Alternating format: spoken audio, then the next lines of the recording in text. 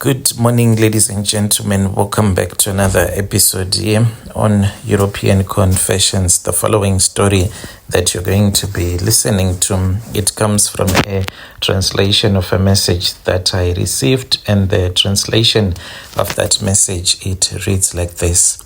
Hello, Brother Nanshi, how are you? Can you please post my own story as anonymous? I am a South African woman and I want to tell you how me and my husband ended up getting rich. Currently, we are looking for a prophet because this is what our topology is telling us. If we want to use this money, because ever since the beginning of this year, we have been struggling and we can't use our money. We might have 100K in the house, but when we try to touch that money, then the topology will pinch you so much that you will scream in pain and it will say, please leave my money. Why do you want to use my money? And we have been asking the topology, what more can we give it? Because we have given this topology everything that we owned, even our kids. We have sacrificed. I have sacrificed my father, my mom. She passed away a very long time ago. And my husband sacrificed both of his parents in order for us to maintain the wealth that we got when we were given this topology. But now it is telling us that we should look for help from a prophet, even if it is a prophet from Zim. So if you have any connections, please, I beg you, just try to help me, my brother, so that me and my husband, we can get back on our feet. And I promise you, I can even help you with some money if it happens that you give me someone that can assist me who is a prophet, not a traditional healer. This is how my story started.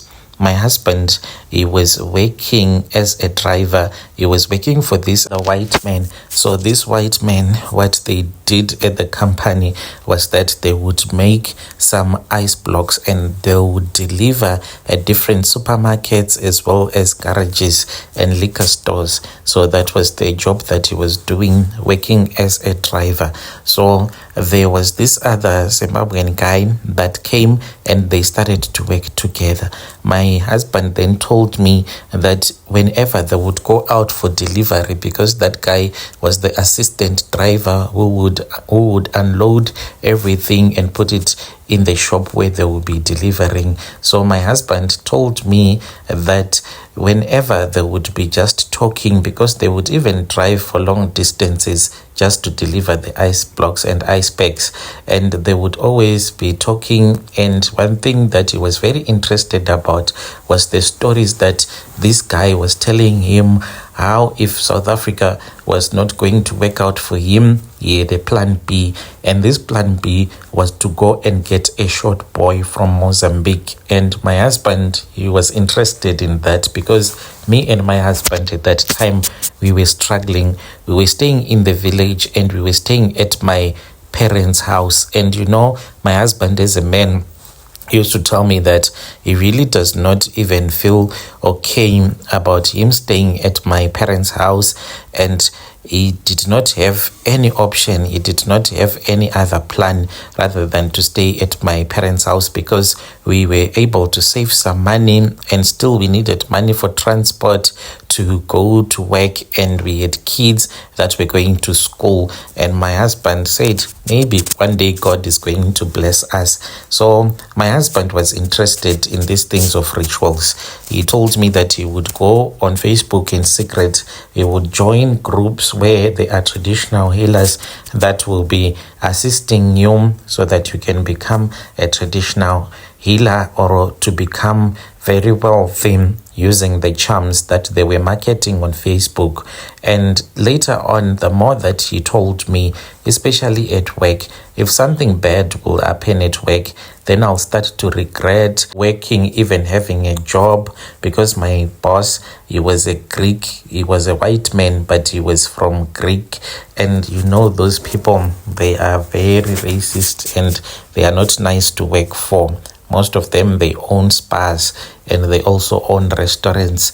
So you would always call us names, something that was really painful. But when you are poor, you just do anything that you do. So, Brother Nashin, whenever he would swear at us, I will start to think about what my husband will tell me in the evening about the things that he had been told by his friend at work, those rituals. I then said to my husband, how about you tell your friend to go to Mozambique to see if he is going to get rich? I mean, I'm tired of this life. And then my husband told me that he was going to see if he was going to agree. So then he told his friend, and the friend then said, I don't have enough money because they want money that is 10K in order for you to become a ritualist. And I said, what if we help him? My husband did not want, because he was like, what if we give him the money, he can even get rich and never come back to South Africa? Remember, this one is not a South African. Where will we find him? So then that was when I kept on putting pressure on my husband. We then used the money that we had 1 month, and we literally had to sacrifice throughout the whole month. We were surviving, eating pap and cabbage. That was all that we could afford. Then we gave that guy money, not 10K, but what we had. He then took the money. He went straight to Mozambique. He did not go to his country. He went straight to Mozambique. He was communicating with us, guys, I have arrived. He was even sending us the picture. And after that, he then told us that he had been given some things that he was supposed to go and bury in his village at his father's grave. And we were like, here we go. This guy is gone for good. He will never communicate with us. Worst of all, when his number stopped working, because he did not have a Zimbabwean number at all. So when he finally spoke with us, this was after a week. He only sent a voice note to my husband. I will never forget. He was screaming on top of his voice, saying, Chibaba, Chibaba. We did not even understand what that meant. Then he sent money. He was sending us pictures of money over WhatsApp. And when he sent us this money, we knew that now it was the time for us to also to get rich. He then came to South Africa. He was even driving a car, but it was a car that he had bought in his country. We then asked him what was the plan now. He told us that in South Africa there was no longer any plan for him, because he was now making money. There was no need for him to continue staying in South Africa. He was returning back to his country for good. And then he gave us some money, and he gave us the phone numbers of that traditional healer. So me and my husband, we were scared to go to Mozambique. We communicated with the healer. He then told us that if we could find about 5 more South Africans that also wanted to do money rituals, then he would come to South Africa and he can help us, because it won't make sense for him to only come and assist one person. He then charged us the money like he had charged our friend 10K, and he charged us the money for the transport, and we were supposed to look for a place for him to stay, even at a guest house. And he told us that he was bringing 2 more boys with him. So we made some organization there, and then we created a group, me and my husband.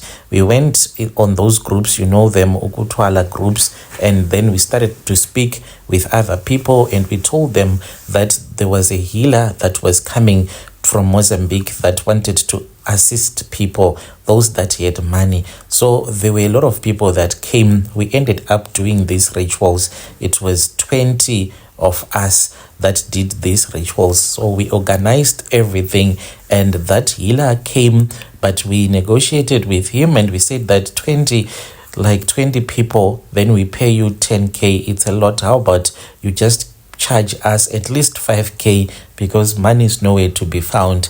Then we ended up paying 5K. So we gave him the money and he assisted us. We would go to this other guest house where he was staying. We would visit him, not all at once, but one by one, but we were communicating in the group. Me and my husband, we were the first ones to be assisted.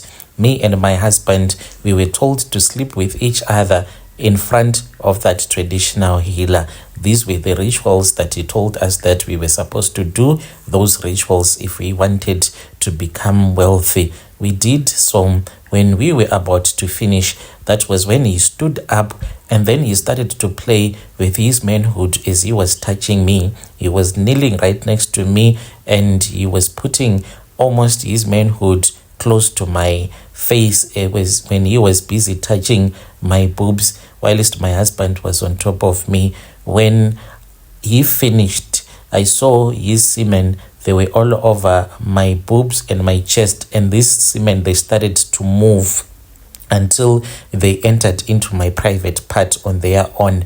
And he told us that I was going to be pregnant and I was going to give birth, but I was not going to give birth to a child. I was going to give birth to a worm, which was going to be our tokoloshi. We were supposed to take care of that worm.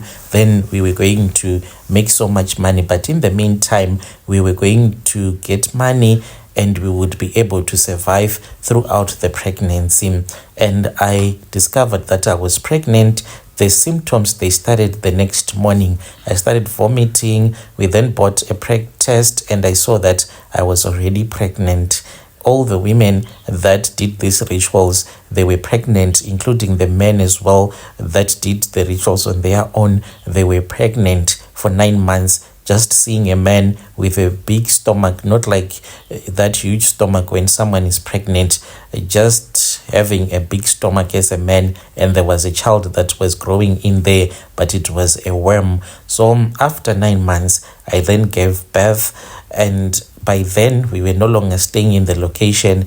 We purposefully looked for a place to stay where no one minds other people's business. Everyone just stays in their own house, in their own place. No friends, no communication, nothing. And we had our own apartment. So I was pregnant the whole time and I gave birth, but I gave birth in my dreams. When I woke up, that belly was gone. I even lied to my relatives that the child passed away, and I lied that I was in hospital.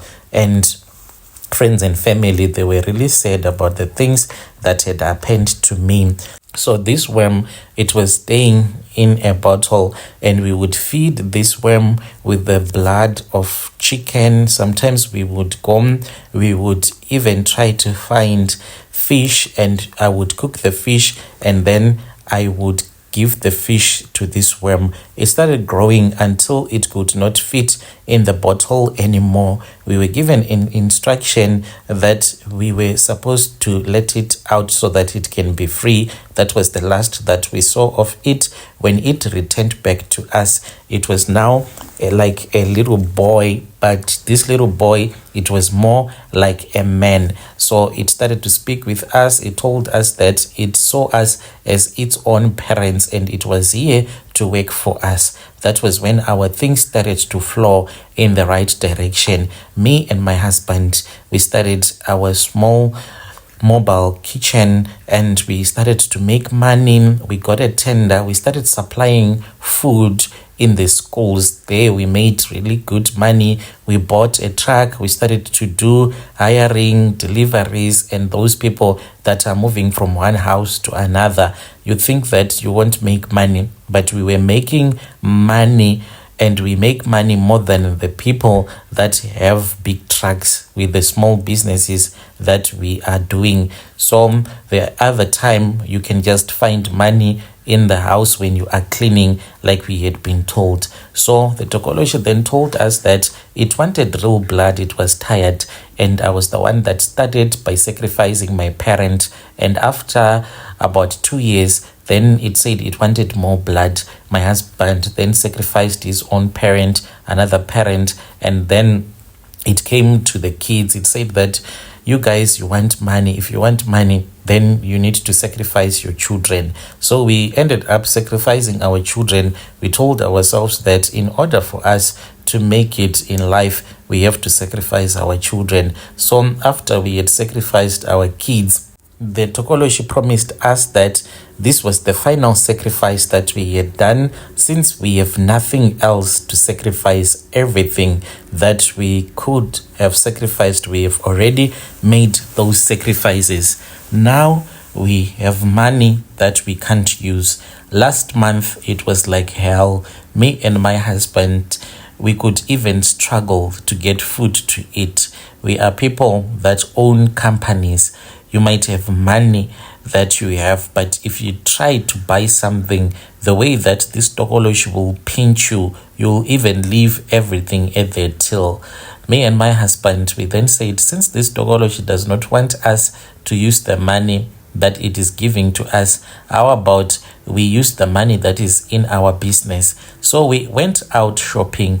When we went to the shops, then we were trying to pay at the till. I was the first one to be pinched, and then my husband, he was also pinched really hard by the Tokoloshi. We left everything there. Even people, they were just staring at us when we left the whole trolley that was full of the food that we wanted to buy at that shop. We returned back home. We were fatigued. We were hungry. All that we could do was to cook pap, and I then took some fish oil and I mixed with some salt, heated it up, and then we ate. That was all that we were surviving on, me and my husband. This month it is a little bit better because when we woke up, we saw that in the deep fridge there were some chickens that were in there. Where the chickens came from, we don't know, but I think it is our Tokoloshi that got the chickens for us. These are like bribe packs that it went and it got from somewhere else. So we have food this month. The money is there, but we are not allowed to spend it. So we are asking for a prophet, because whenever we ask our Tokoloshi what it wants from us, it just say, you need to find a prophet. A prophet will assist you. We don't know what this prophet is going to say or what this prophet is going to do. So we need help. If you have any connections, I promise you, and my husband also, speaking on behalf of my husband, I promise you that we are going to give you some cash if it happens that you offer us a person that will help us so that this problem can go away. The money, we do have money, and this money, I will even take a picture. We have it in the house, but when you try to touch it, you are pinched so hard, so much that you will feel the pain even directly into your bones. That is what is happening right now. Dear listeners, right there was a message that was sent to me by one of our dear sister. Strange things indeed, they do happen in this world. Let us try to speak with our sister in the comment section. Yeah, they are looking for a prophet. If you are a prophet, you can come to my inbox.